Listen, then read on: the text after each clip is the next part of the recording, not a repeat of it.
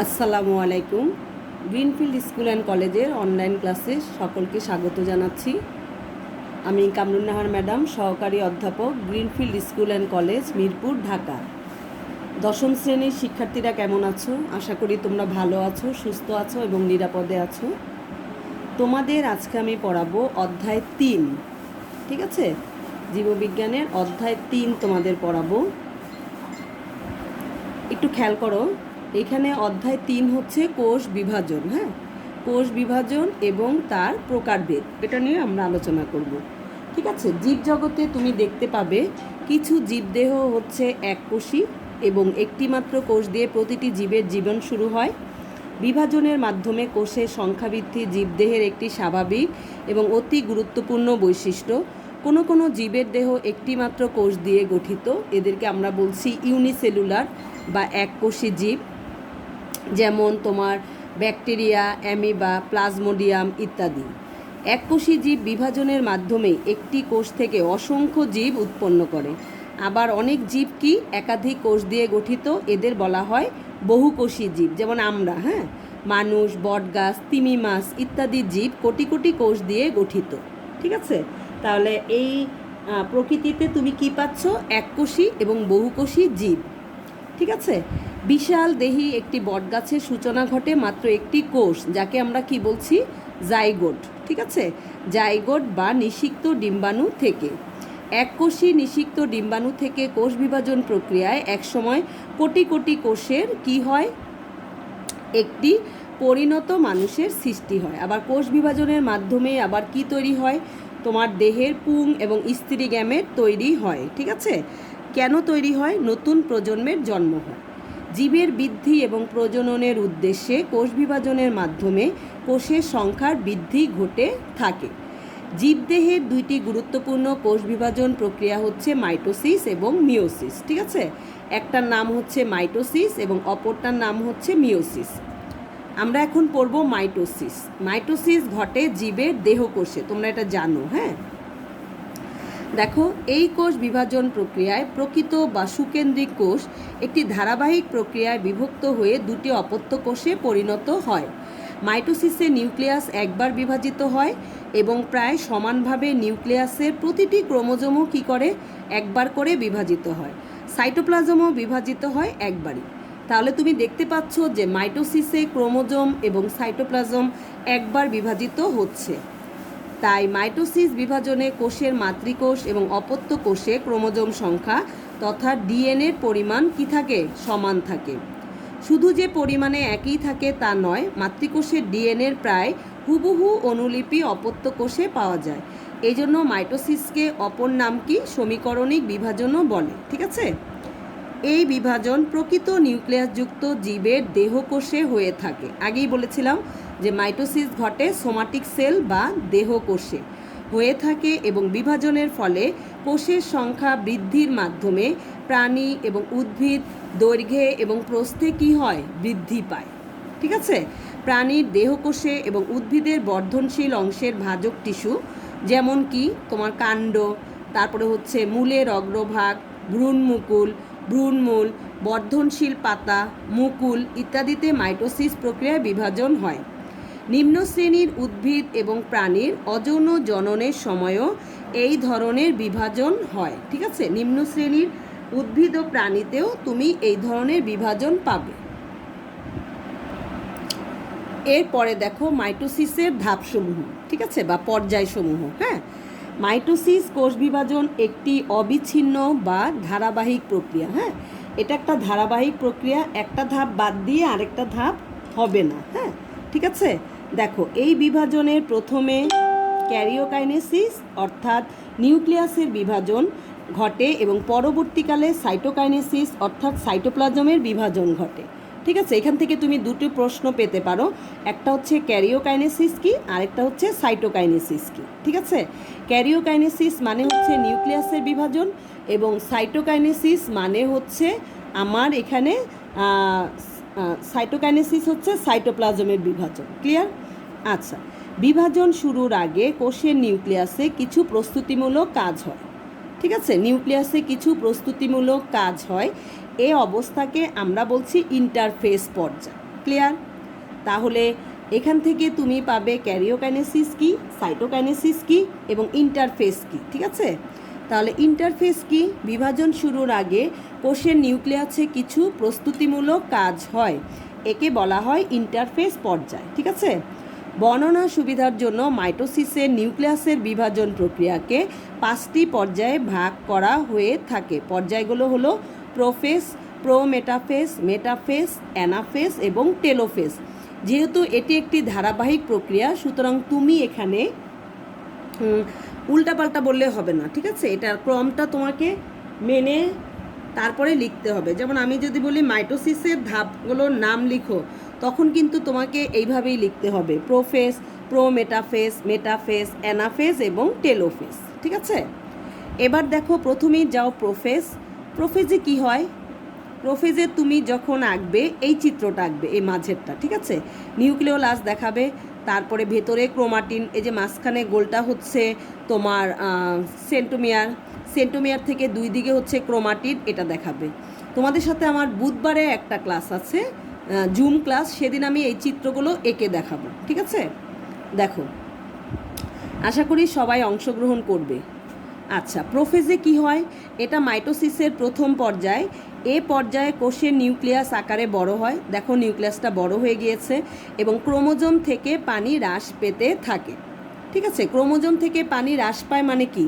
Chromosome থেকে পানি বের হয়ে যায়। হ্যাঁ, এর ফলে ক্রোমোজোমগুলো আস্তে আস্তে সংকুচিত হয়ে মোটা এবং খাটো হতে শুরু করে। ঠিক আছে, এখানে কিন্তু তুমি আমাকে বলতে পারবে যে মিস এই কয়টা ক্রোমোজোম আছে। ঠিক আছে, যৌগিক অণুবীক্ষণ যন্ত্রে তখন এদের দেখা সম্ভব হয়। এ পর্যায়ে প্রতিটি ক্রোমোজোম সেন্টোমিয়ার ব্যতীত, ঠিক আছে, এই যে মাঝেরটা, হ্যাঁ, সেন্টোমিয়ার ব্যতীত লম্বালম্বি দুভাবে বিভক্ত হয়ে দুটি ক্রোমাটিড উৎপন্ন করে। ঠিক আছে, ক্রোমোজোমগুলো কুণ্ডলিত অবস্থায় থাকায় এদের সংখ্যা গণনা করা যায় না। প্রকৃত সংখ্যা ওইভাবে তুমি গণনা করতে পারবে না। ঠিক আছে, এটা গেল তোমার কি? প্রোফেজ। এরপরে দেখো, প্রোফেজের পরবর্তী ধাপ হলো প্রোমেটাফেজ। হ্যাঁ, প্রোমেটাফেজে দেখো তো কি অবস্থা হয়েছে, ক্রোমোজোমগুলো একদম বিচ্ছিন্ন অবস্থায় আছে, এলোমেলো অবস্থায়। হ্যাঁ, দেখো দুইটা নিচে, একটা উপরে, আরেকটা আরও নিচে, এরকম করে থাকবে। ঠিক আছে, দেখো প্রোমেটাফেজে তুমি কি পাবে? এ পর্যায়ের একেবারে প্রথম দিকে উদ্ভিদ কোষে কতগুলো কি হয়? তন্তুময় প্রোটিনের সমন্বয়, দুই মেরু বিশিষ্ট। ঠিক আছে, এই যে এই মেরু থেকে এই মেরু, এটা কিন্তু একটা মেরু, দেখো লেবেল করা আছে মেরু। হ্যাঁ, তাহলে এইখান থেকে এই পর্যন্ত এগুলাকে আমরা কি বলছি? স্পিন্ডেল অ্যাপারেটাস অথবা স্পিন্ডেল ফাইবার। এইগুলা, ঠিক আছে, এই যে এই প্রান্তে মিলিত হয়েছে, এই প্রান্তে মিলিত হয়েছে। তাহলে তুমি কয়টা মেরু পাচ্ছ? একটা মেরু, দুইটা মেরু। ঠিক আছে, তাহলে তুমি এখানে কি বলতে পারো যে এই পর্যায়ের একেবারে প্রথম দিকে উদ্ভিদ কোষে কতগুলো তন্তুময় প্রোটিনের সমন্বয়ে দুই মেরু বিশিষ্ট স্পিন্ডেল যন্ত্রের সৃষ্টি হয়। দেখছো এই যেগুলা, ঠিক আছে। আচ্ছা, স্পিন্ডেল যন্ত্রের দুই মেরুর মধ্যবর্তী স্থানকে আমরা বলছি ইকুটোরিয়াল রিজিয়ন অথবা বিষুবীয় অঞ্চল। এই যে এই জায়গাটা, ঠিক আছে, মাঝখানের জায়গাটাকে আমরা কি বলছি?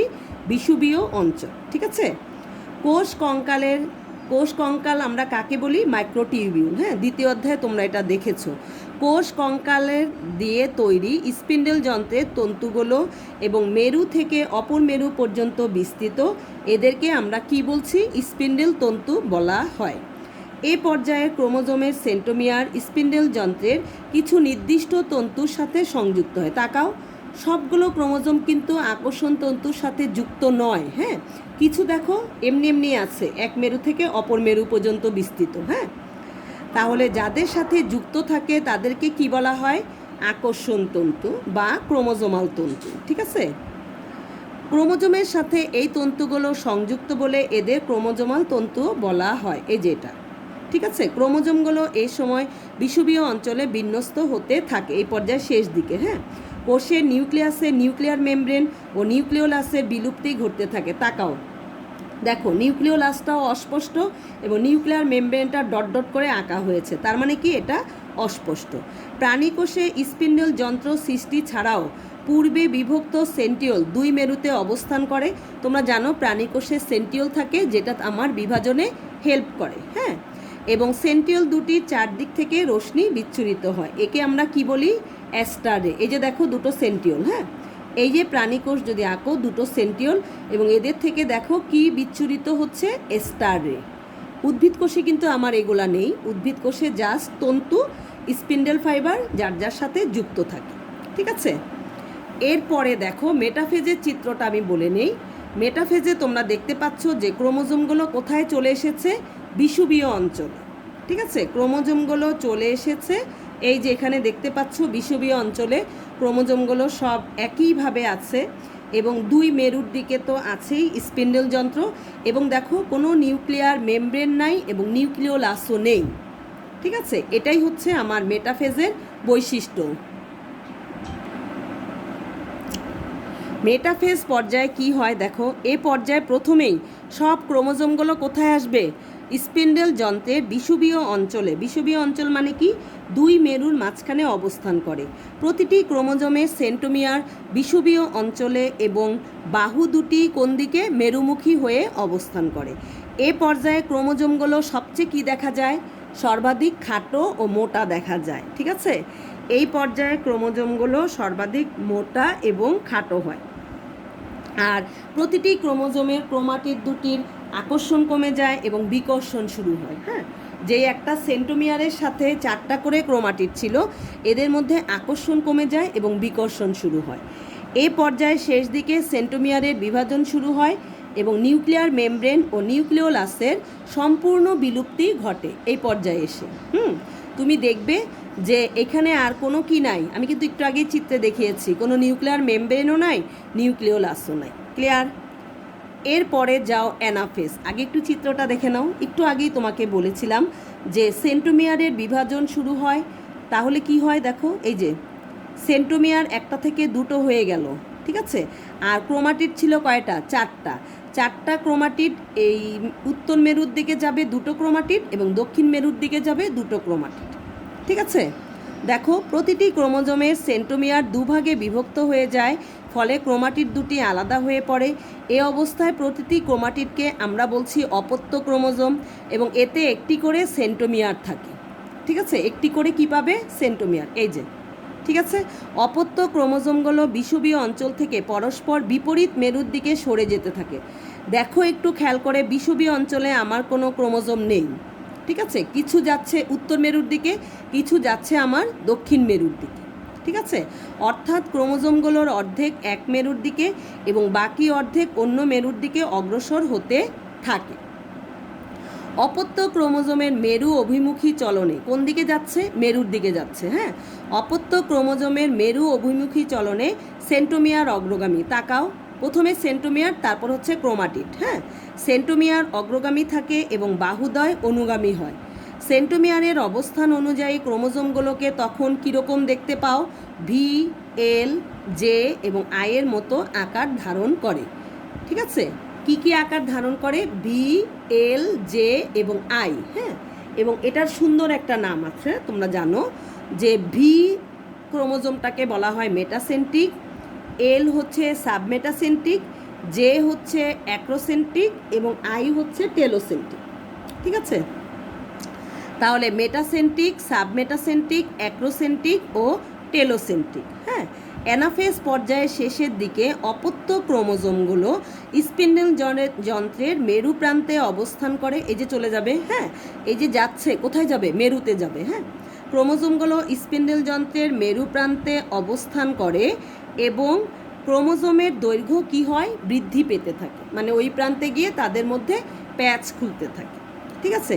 এরপরে দেখো টেলোফেজ। টেলোফেজে কি আছে একটু খেয়াল করো। টেলোফেজ হচ্ছে, তুমি জানো, এটি মাইটোসিসের শেষ পর্যায় এবং এখানে প্রোফেজের ঘটনাগুলো পর্যায়ক্রমে বিপরীতভাবে ঘটে। প্রোফেজ থেকে হচ্ছে পানি বিয়োজন ঘটতেছিল, আর এখানে হচ্ছে আবার পানির যোজন ঘটবে, হ্যাঁ, পানি যুক্ত হবে।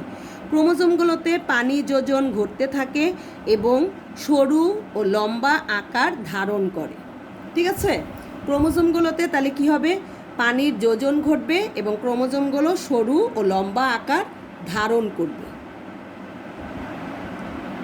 এর মধ্যে তুমি টেলোফেজে দেখতে পাবে যে এই যে দুই প্রান্তে চলে গেল, হ্যাঁ, ক্রোমোজোমগুলো চলে গিয়ে পানির যোজন ঘটবে, তারপরে তাদের মধ্যে প্যাচ খুলবে, এরপরে কি হবে, অবশেষে এরা জড়িয়ে গিয়ে নিউক্লিয়ার রেটিকুলাম গঠন করে, নিউক্লিওলাসের পুনরাবির্ভাব ঘটে। দেখো এই যে কালো করে আইডেন্টিফিকেশন করা আছে, দিস ইজ নিউক্লিওলাস। হ্যাঁ, নিউক্লিওলাসের পুনরাবির্ভাব ঘটে, নিউক্লিয়ার রেটিকুলামকে ঘিরে পুনরায় কি তৈরি হয়, নিউক্লিয়ার মেমব্রেন সৃষ্টি হয়, ফলে দুই মেরুতে দুটি অপত্য নিউক্লিয়াস গঠিত হয় এবং স্পিন্ডল যন্ত্রের কাঠামো ভেঙে পড়ে এবং তন্তুগুলো ধীরে ধীরে কি হয়ে যাবে, অদৃশ্য হয়ে যাবে। দেখো এই যে অনেকগুলো কিন্তু কমে গিয়েছে, হ্যাঁ, কিছু কিছু কমে গিয়েছে এবং অদৃশ্য হয়ে যায়। টেলোফেজ পর্যায়ের শেষে বিষুবীয় তলে এন্ডোপ্লাজমিক জালিকার ক্ষুদ্র অংশগুলো জমা হয় এবং পরে এরা মিলিত হয়ে কি তৈরি করে, এই যে মাঝখানে একটা তৈরি হয়েছে কোষ প্লেট। সাইটোপ্লাজমিক অঙ্গাণুসমূহের সমবন্টন ঘটে, ফলে দুটি অপত্য কোষ সৃষ্টি হয়। প্রাণীর ক্ষেত্রে স্পিন্ডল যন্ত্রের বিষুবীয় অঞ্চল বরাবর কোষঝিল্লিতে গর্তের মতো সৃষ্টি হয়ে, এই যে এখানে, হ্যাঁ, গর্তের মতো সৃষ্টি হয়ে ভেতরে ঢুকে যায় এবং এই গর্ত সব দিক থেকে ক্রমান্বয়ে গভীরতর হয়ে একত্রে মিলিত হয়, ফলে কোষ দুটি দুভাগে ভাগ হয়ে যায়। ঠিক আছে, তাহলে আমার মাইটোসিসে ঘটছে এটাই, দেই নেই। শোনো, মাইটোসিসের ধাপগুলো গেল, এরপরে তোমাদের জন্য ইম্পর্টেন্ট হচ্ছে মাইটোসিসের গুরুত্ব। মাইটোসিসের গুরুত্বটা পড়বে 4 নাম্বারের জন্য। হ্যাঁ, মাইটোসিসের গুরুত্ব কি? জীবদেহে মাইটোসিস কোষ বিভাজন প্রক্রিয়ার গুরুত্ব অপরিসীম। মাইটোসিস প্রক্রিয়ায় কোষ বিভাজনের কারণে প্রতিটি কোষের কি হয়, নিউক্লিয়াস এবং সাইটোপ্লাজমের মধ্যাকার আয়তন এবং পরিমাণগত ভারসাম্য রক্ষিত হয়। এর ফলে আমরা কি দেখি, বহুকোষী জীবের দৈহিক বৃদ্ধি ঘটে এবং খুব সুন্দরভাবে ঘটে। হ্যাঁ,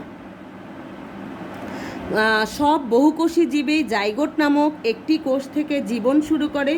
এই একটি কোষই বারবার মাইটোসিস বিভাজনের ফলে অসংখ্য কোষ সৃষ্টির মাধ্যমে কি হয়, একটা পূর্ণাঙ্গ জীবে পরিণত হয়।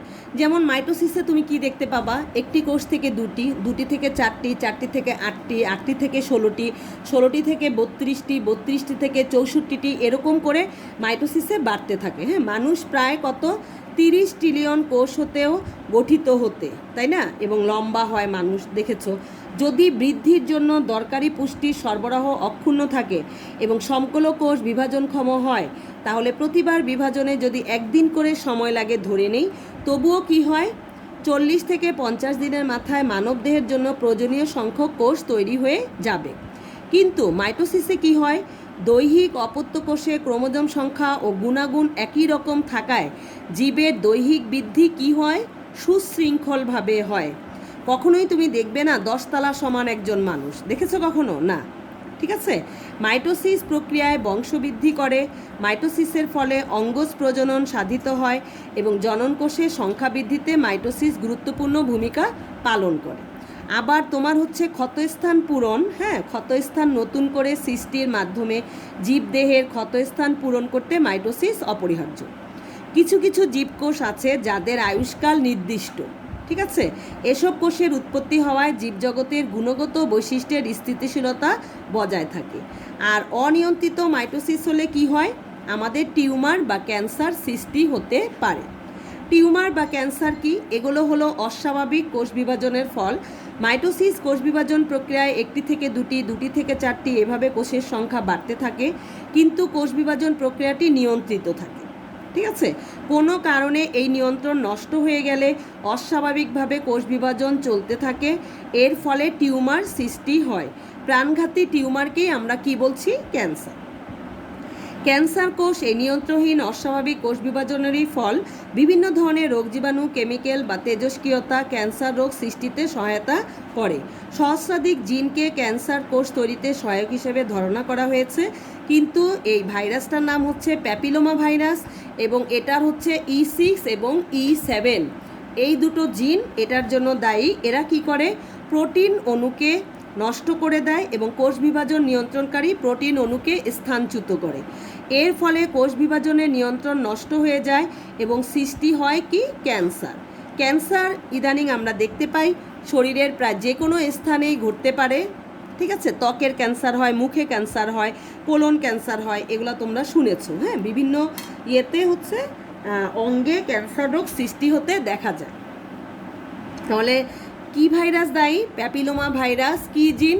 E6 এবং E7। এরা হচ্ছে প্রোটিন অণুকে স্থানচ্যুত করে দেয়। ঠিক আছে, তাহলে আজকে এ পর্যন্তই থাকলো মাইটোসিসের গুরুত্ব, এটা মনোযোগ দিয়ে পড়বে। আর ধাপগুলো তো থাকলোই। নেক্সট ক্লাসে তোমাদের সাথে আবার দেখা হবে। হ্যাঁ, আল্লাহ হাফেজ।